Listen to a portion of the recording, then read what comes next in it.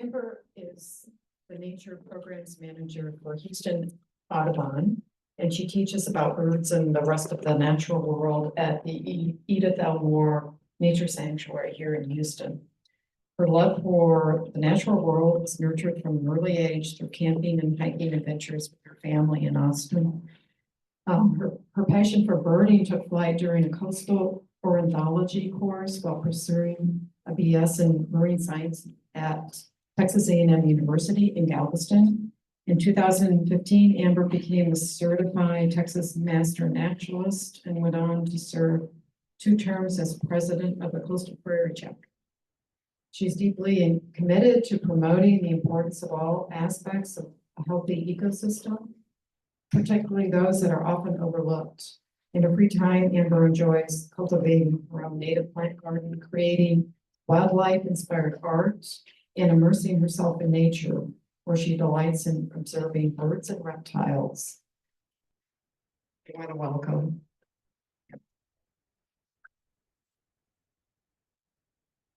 Thank you so much. It is such a pleasure to be here today. I'm trying to place for my water. There it is. That'll do.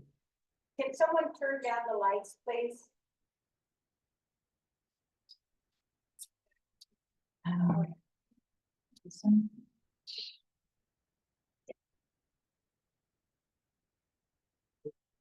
That works for everybody? Oh, yeah, now we're talking. There. Yes. Oh, can you see me? Uh, Can the people online see me? We'll see. Yeah. I can put that last one back on if you want. Up to them. Now I remember what button it was. Trial and error. There we go. Perfect. That'll work just fine. All right. Well, thank you so much for the invitation to come and share all about building a bird-friendly community here for the Native Plant Society. And I know we have at least a couple people who were with me when I spoke to the Coastal Prairie chapter just a couple weeks ago. This is my marathon of presentations week. And so let's just dig right into it. Now, let me see. It's nice to have my notes pane, but I'm just gonna go without it. We'll just continue on. Right then. So you may or may not know, birds are kind of important, I guess, to our society, to our earth, to our very way of life, right? They matter. In the words of my friend and mentor, Mary Ann Morris, who just retired from Houston Audubon after more than 20 years of doing bird education. If all of the birds disappeared from our world tomorrow, we would have maybe about 2 months before insects ravaged our gardens, our vegetation, our crops.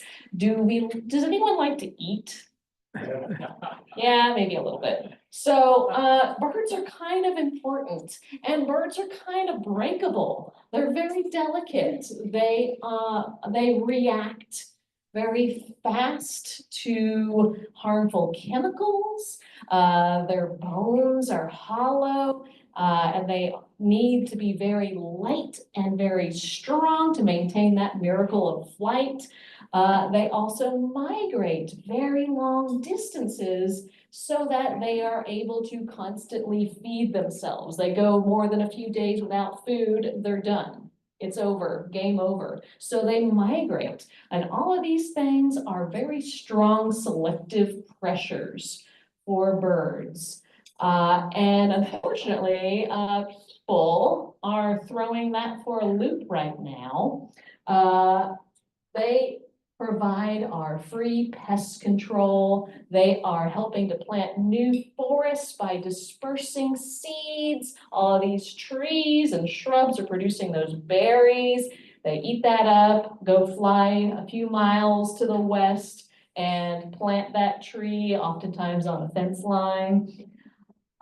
They are environmental indicators for us.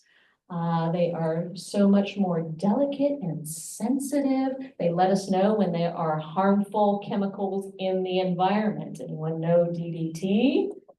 Yes, they are the canaries in the coal mine, and we very, very nearly wiped out some species, such as the fastest bird in the world, the peregrine falcon. We almost lost them due to harmful chemicals that we didn't realize were so harmful for them. They are a key component to a healthy ecosystem for all of us. And the bad news is we have lost nearly 3 billion birds, billion with a B, just out of this side of the world, our little corner of the world, in the last 50 years, since the 1970s. You can find more information, more details about this on this website, 3billionbirds.org. Right here, we have those numbers broken down in the different groups of birds. There's something going on up here. These geese and swans, these ducks, these water birds, that's because we have all these protections in place, and all these sportsmen are very keen to protect these birds. Why? Hunting. So, but it also tells us when we try, when we have the will, we can turn this around. We can bend the bird curve, as it were. But down here, we have these tipping point species losing lots and lots of the numbers, big numbers. These are species that are not considered endangered. They're not considered threatened yet. And in some cases, for some of these species, the only reason they're not on the endangered or threatened species list is because we don't have enough research. We don't have enough knowledge to know if they need to be on there yet. And that includes some familiar names that you could potentially see around the Houston area. Let's see. These Sprague's pipit. I've seen this one just over in Fort Bend County. Rufous hummingbirds. Sometimes we'll have these guys overwintering with us. I know a few hang out around Kleb Woods Nature Preserve through the winter. So when I worked there, we would maintain some feeders for them. LeConte sparrows included on this list. The prairie warbler, beautiful warbler.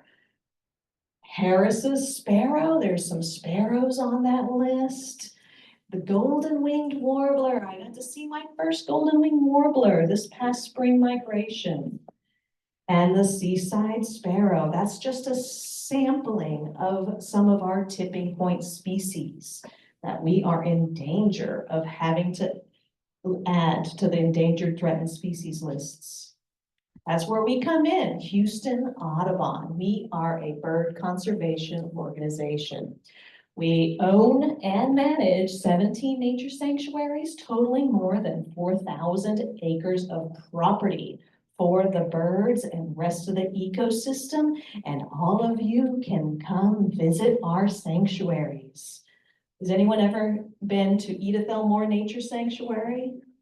Right, how about our High Island sanctuaries?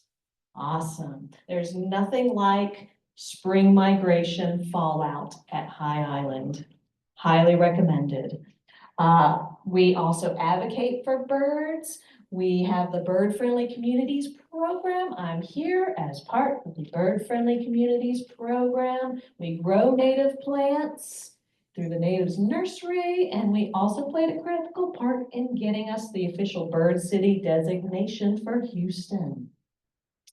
Here we are. Here's some of the Sanctuaries around our region. We're not just limited to Houston itself. We're a regional organization. And there we are positioned right in the middle of the central migratory flyway here. Birds are migrating across the Gulf of Mexico. This is the largest water crossing of land birds in the world. These birds sometimes have to fly 20 to 30 hours nonstop to make it back to the Houston region. A lot of them are coming into the high island area because it's high. It's oftentimes the first land they can see for miles around. That salt dome raising our sanctuaries up for them. And it is their first stop upon crossing that gulf. Going the other way around is their last stop, their last chance to fuel up, drink some water, pick off some caterpillars before making that arduous journey. And for that reason, that's why we really kind of call Houston the Buc-ee's of bird migration. And here is our headquarters at Edith Elmore Nature Sanctuary. Right here, you have a look at the door of my office, right there in our historic log cabin, more than 90 years old, still standing in its original place. We also have the natives nursery at this site, and I'll show you a bit more about that later on. Now, when we're talking about birds and the things that birds need, let's all just for a moment imagine we are birds and think about the things that you would need to live and raise a family. And remember here, you need to cross this Gulf of Mexico to get back to the Houston area. Some birds breed in Houston, some birds just stop over, fuel up, and continue farther north, even up to Canada to do their breeding, to raise their families. And when they're coming across the Houston area, these are some of the things that they might see. There's a lot of challenges for birds moving through the Houston area. And yet, we still have some fabulous birding to be had. Birders flock to us from all over the country and even other parts of the world. So when it comes to building a bird-friendly community, it really only boils down to two main things with some bullet points underneath. Limit the sources of human-caused bird mortality and help bird populations grow. The major human bird mortality sources, well, the top one is cats. Non-native cats that came from a different continent. They are not really supposed to be here. Our native birds are not really adapted to this sort of predator. So we want to keep pet cats safe indoors. We want to make our windows safe for birds, keep the night sky dark, and avoid outdoor pesticides and rodenticides. When we're trying to help those bird populations grow, we want to improve the habitat in our yards and communities and encourage others to do the same. Sounds simple, right? Now, those two major causes, the window strikes and the free roaming cats. Window strikes alone kill as many as 1 billion with a B birds every year just here in the United States. Billion with a B. And outdoor cats, free roaming cats, that includes pets and ferals, feral cat colonies, even more. Some estimates put it around 2.4 billion birds every year. There's some other places where cats have already caused extinctions. Now, those bird safe windows, It's kind of nice that we have a lot of options these days for making our windows a little safer for birds. I just have a few little visuals, some simulated visuals on this window. But this is a photo I got from that website, 3billionbirds.org, and it does a really great job of illustrating why windows are so dangerous for birds. Because they might be sitting on a branch over here, all fine and happy, and I'm like, well, you know what? There's some really great trees over this way. I'm just gonna hop on over and sit on that other branch. And they never make it. But let's first consider, if you have bird feeders, try to get those closer than 3 feet to those windows, because it's so close that it doesn't give them a chance to build up enough speed to hurt themselves against that window. If they get startled and they fly off in a strange direction, it's a little bit too close. And then we can add some visual obstacles to that glass. Has anyone ever heard of Zen wind blinds or Acopian bird savers? Right here, you can hardly see it, can you? So this is just 1/8 of an inch paracord. Dark color is better than light color. And you can place that somewhere between 3 to 4 inches apart. And that's right there is a visual barrier. And the bird sees that and thinks, can't really get through that. I just won't go that way.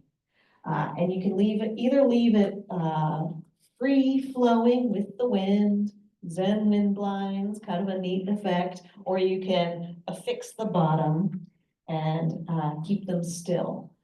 Another great option are good old stickers and decals. And these days there's a lot of variety. A lot of different companies are making these different types of stickers and decals. So you're not just stuck with like putting a few bird silhouettes on your windows. These days they come in little dots like this, or they come in tape. There's also a lot of tapes that have little squares, just tiny, tiny little squares on them. And you can find some of those resources through our Bird Friendly Communities website, through 3billionbirds.org. And they even have like the different types rated for how much better, how much safer it is for birds. A new thing, a new technology is UV bird glass. And of course, birds have much better vision than us. This glass looks like regular glass to our eyes, but in the presence of UV light, like outdoors in the sun, the birds can perceive these stripes in the glass, and it adds just a little bit of visual barrier for them. Keeping the night sky dark for the birds. Why would we need to do that? Well, in 2017, does anyone remember what was in the news that happened down in Galveston?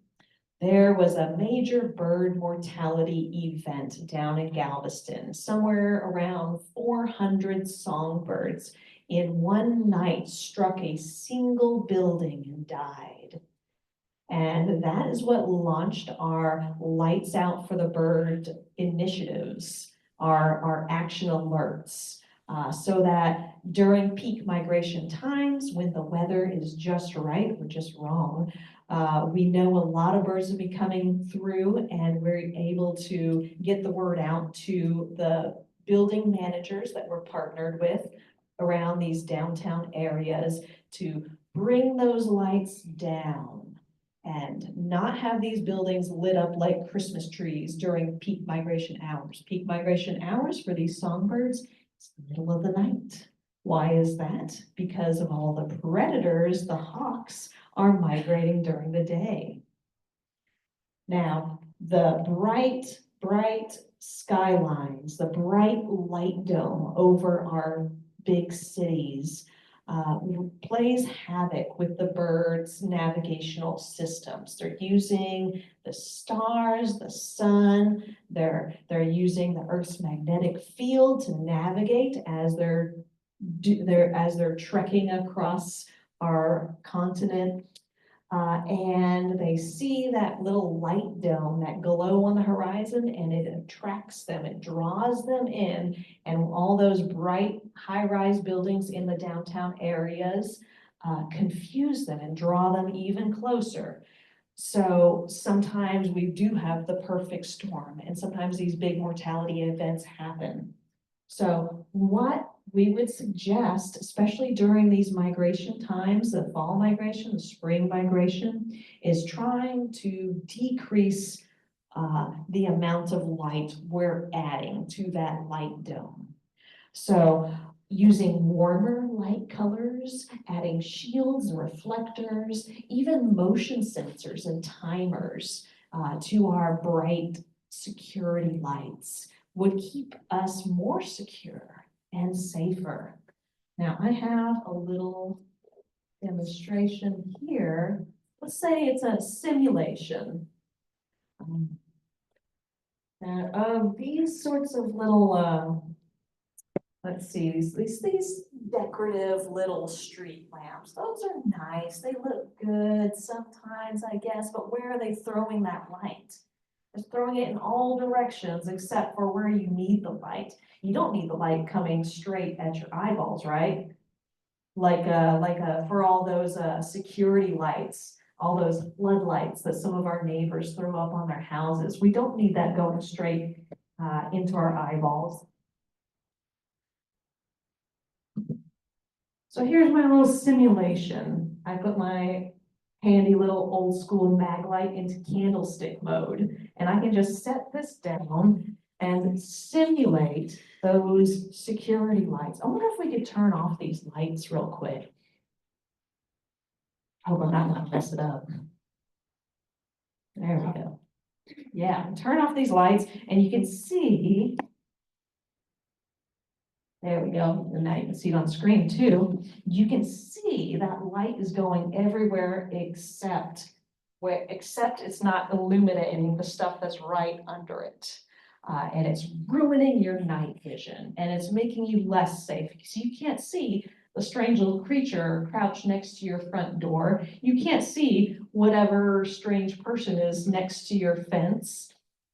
But if we just simply deflect that light, take a hand, or let's say this little cone, I made this out of paper. I'm going to take this cone of shame and lower it over this lamp and see what happens. Now it's not ruining our night vision. Oh, look at that.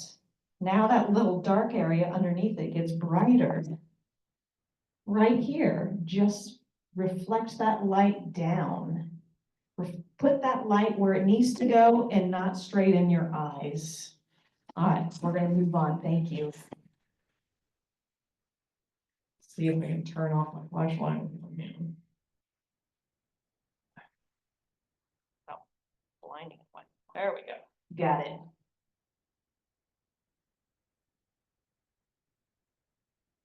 Here they are, Lights Out Texas. This is one of our Lights Out action alerts from September 4th to the 6th. And we're able to predict when it's going to be a big night of bird migration because these birds are in the air in such numbers that they show up on our weather radar.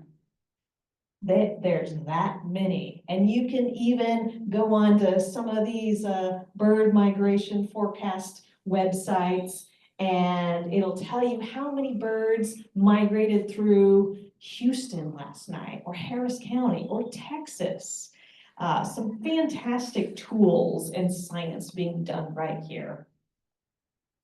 Going back to the cats, I love cats. I'm a cat person. I miss my cat. I had him for 18 years before he passed away, and I kept him safe and sound indoors his whole life.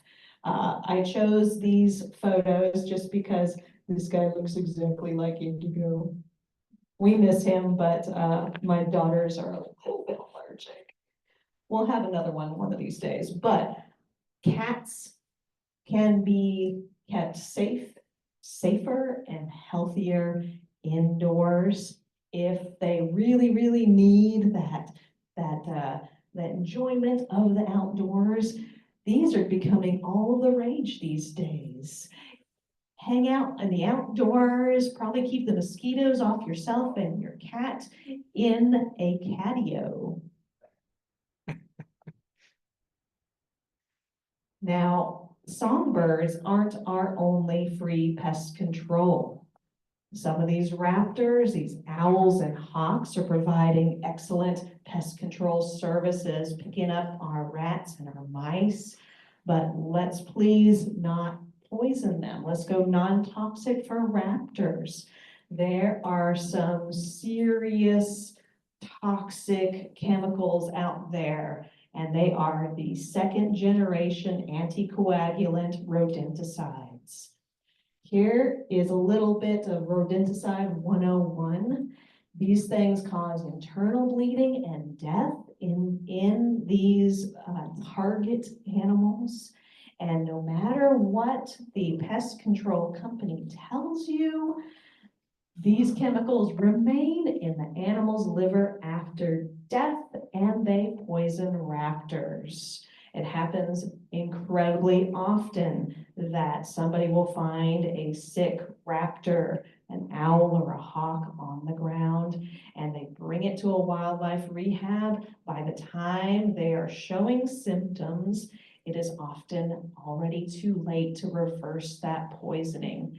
Birds are very breakable, they're very sensitive, and these new second generation rodenticides right here, second generation, are very toxic. Sometimes they're potent enough to even poison through the air or through contact, skin to skin contact with them. So they are not messing around. The pest control companies like to say, oh, they kill the rodents so fast now. Yeah, sure, but they're still available to be eaten by an opportunistic predator and then go on to poison other animals. I'd like to say the single biggest threat to bird populations. It's not cats, it's not our high rises, it's not our cities. I'm gonna just show you in pictures. This is the area in historical photographs around our Edith L. Moore Nature Sanctuary, and I've outlined it in green. 1944. 1953, now we have memorial. Now someone has done a lovely job channelizing the bayou. That ought to help the flooding. 1978, filled in with development, right? 1995, now we have the Beltway right next door.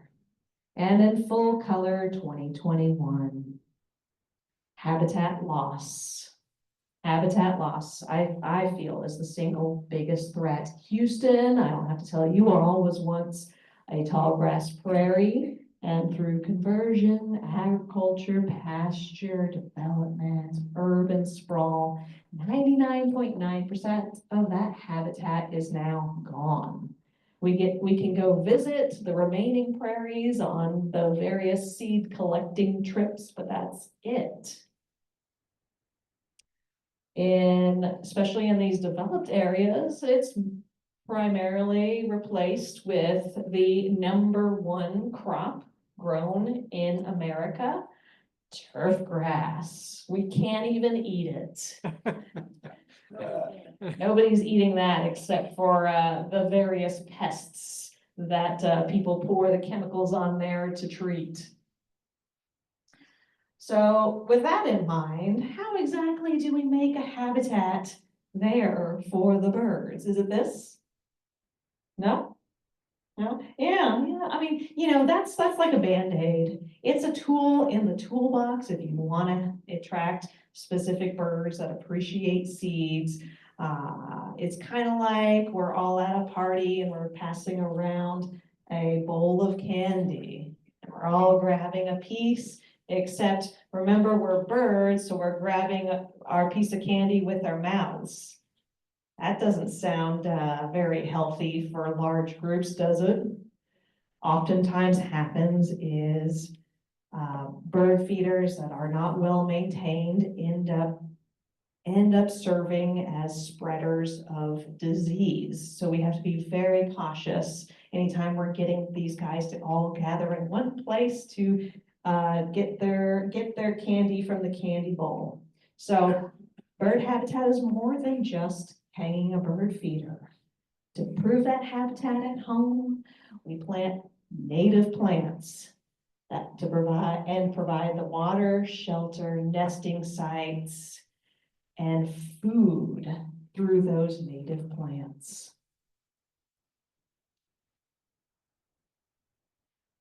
And here we have just a little example of our American goldfinches coming in for native plant seeds. Pop quiz, what do chickadees feed their nest of young, anybody? Insects, you got it.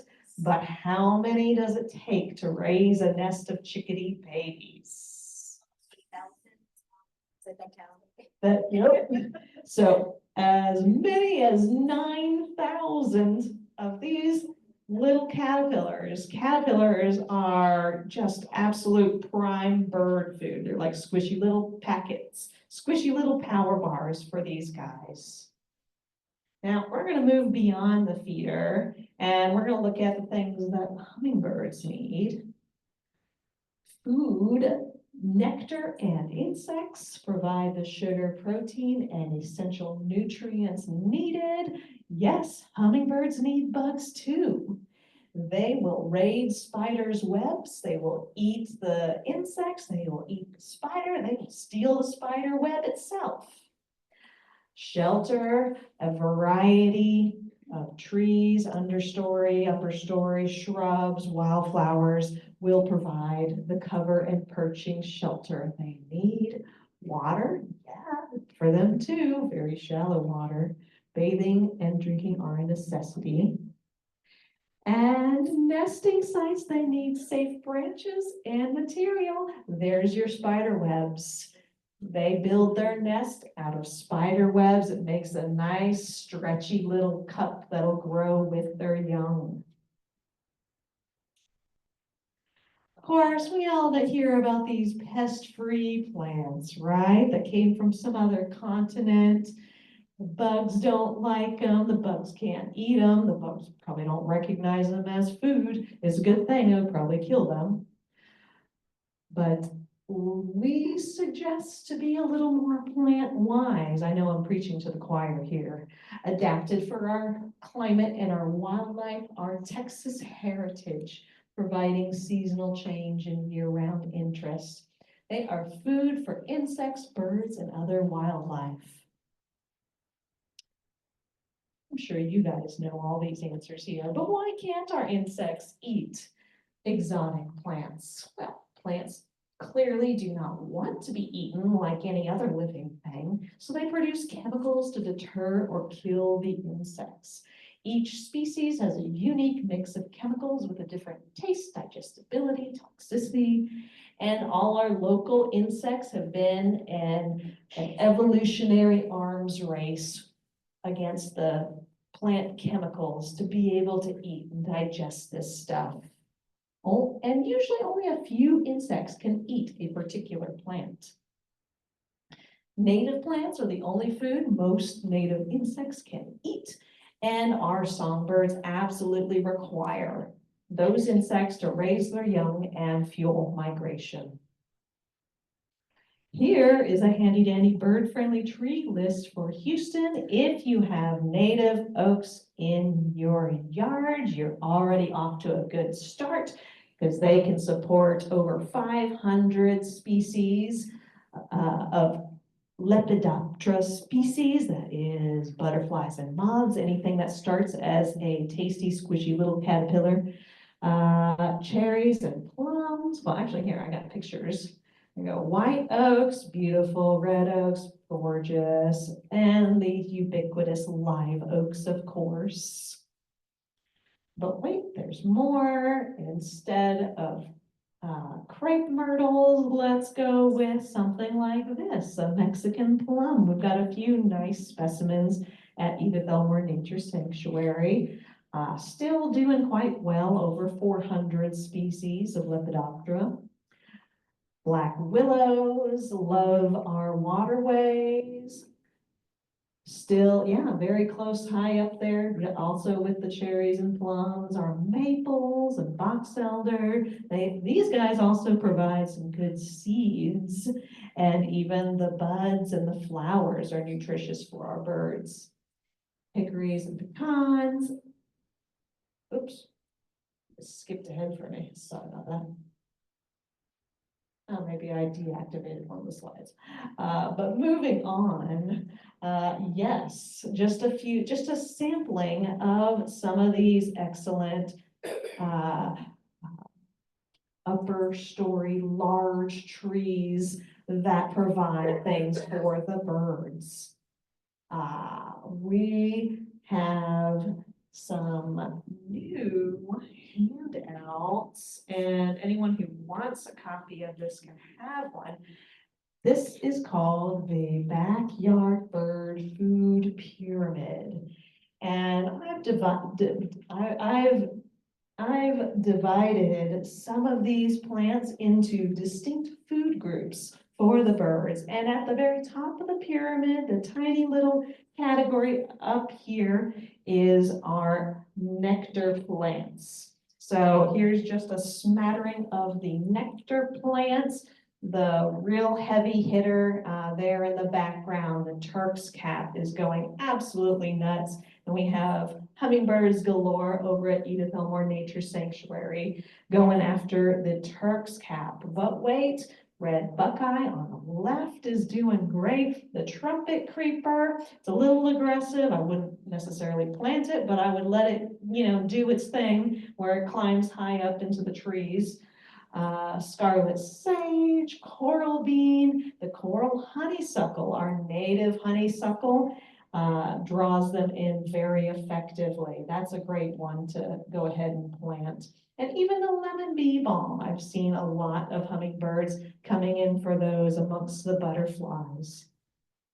And here are some of our hummingbirds of Houston, Rufous hummingbird, tipping point species.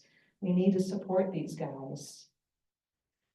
Moving on, below the nectar plants on our backyard bird food pyramid are the fruit and berries category. And just a smattering of examples. Some of these things, let's see, top left, the Yopon holly. I'm sure I don't have to tell you that that's our only North American plant that produces caffeine. So have your cup of tea and feed the berries to the birds. Bottom right, the wax myrtle. Those are getting fairly popular with some of the developers, some of the new housing developments. I just have to make sure that they don't try to plant it in a place that doesn't have enough room for it, because it grows very well. And it's very popular with the birds.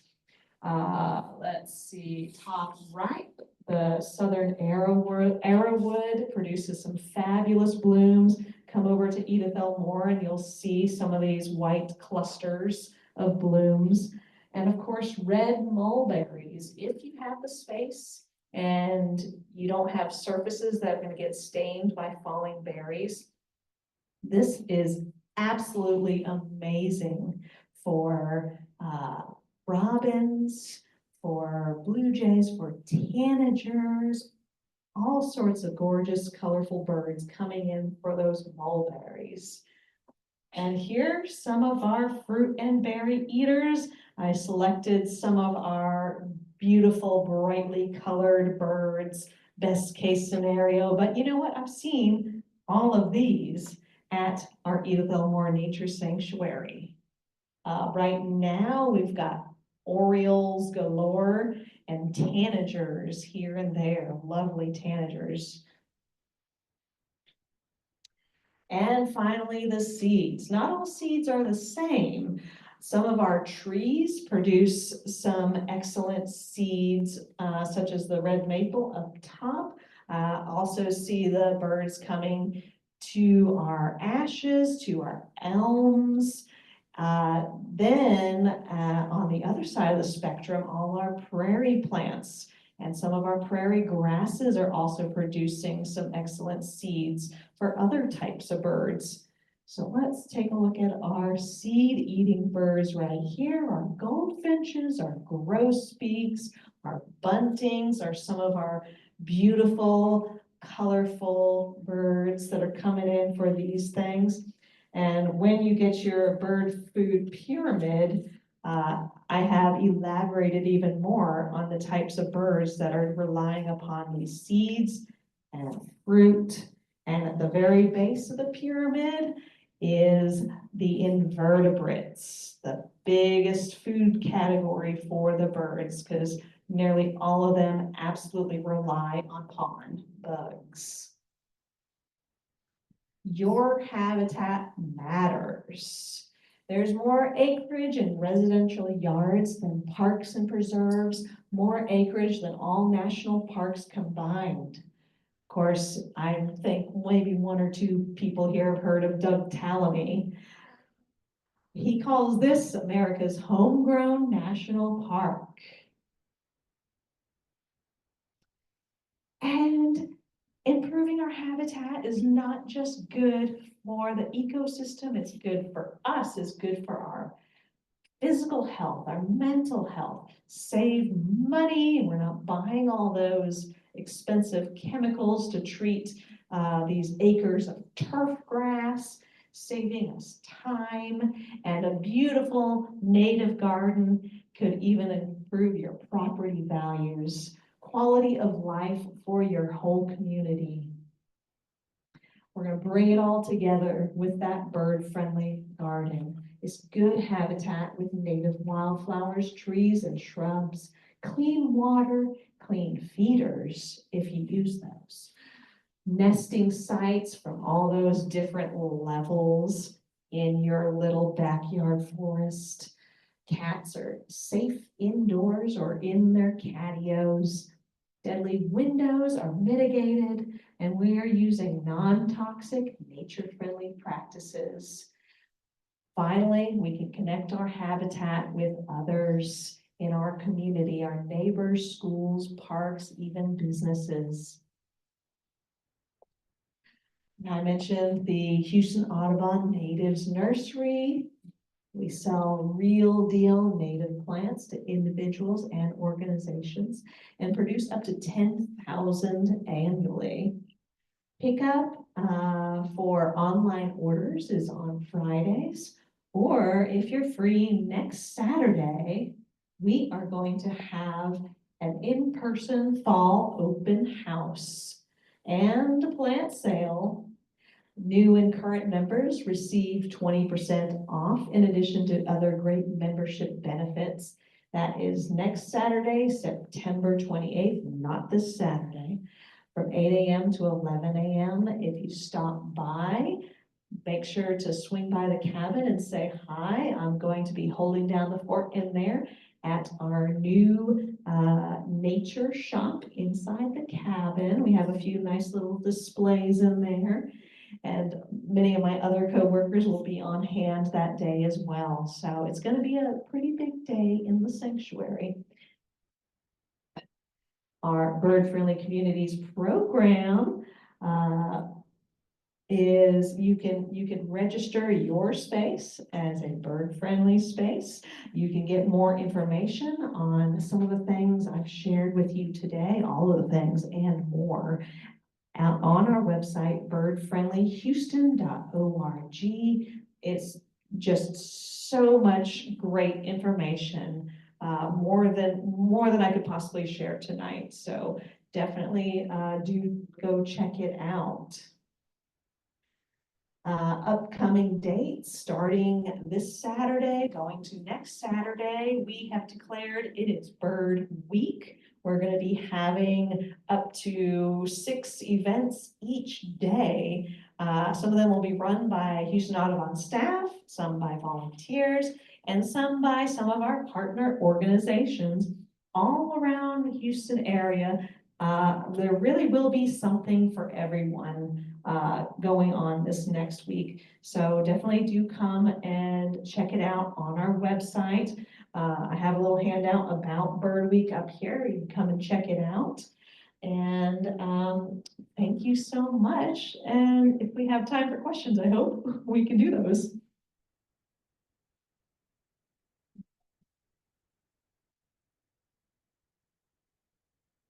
Thing about the window manufacturer is that because the decals haven't worked well.